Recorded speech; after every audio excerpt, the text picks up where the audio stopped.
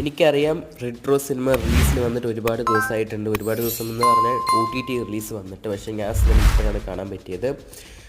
ഇത്രയും ദിവസം കാണാതിരുന്നത് തന്നെ ഏറ്റവും നല്ലത്. കാരണം ഈ പടം നിങ്ങളും കാണരുത്. കാരണം സൂര്യൻ എനിക്കിങ്ങനെ കണ്ടിട്ട് കാണാൻ വയ്യ. പുള്ളി കംബാക്ക് ആവുമെന്ന് വിചാരിച്ച് കണ്ടൊരു പടമാണ്. കാരണം പലരും പറഞ്ഞു കുഴപ്പമില്ലാത്തൊരു പടമാണ്, ക്ലൈമാക്സ് ഒക്കെ വളരെ ചിരിച്ചുകൊണ്ട് വർക്കായില്ലെന്ന്. അപ്പോൾ ഞാൻ ഒറ്റയ്ക്കാണല്ലോ OTTയിൽ കാണുന്നത്. ആൾ ചിരിച്ചില്ലെങ്കിൽ അത്ഭുതമുള്ളൂ. എന്താണിത് അയൺമാൻ ചോദിച്ചു പറഞ്ഞാൽ ജയറാമേട്ടൻ. ഓക്കെ, ജയറാമേട്ടൻ എല്ലാ ഇൻഡസ്ട്രിയിൽ പോയിട്ടും കോമാളിയാവാണ്. പുള്ളി പണ്ടും കാര്യമില്ല. പിന്നെ എന്താണ് സൂര്യണ്ണൻ ചെയ്തിരിക്കുന്നത്? പുള്ളി എക്സ്പെരിമെൻ്റൽ ചെയ്ത് പുള്ളി ആകെ എക്സ്പെരിമെൻ്റൽ മറ്റേ എലി അയക്കണ്. എല്ലാവരും കൂടി ചെയ്ത് പുള്ളീനെ അങ്ങ് ആക്കിയിരിക്കണ്. പുള്ളിക്ക് നല്ലൊരു കംബാക്ക് ആവശ്യമാണ്.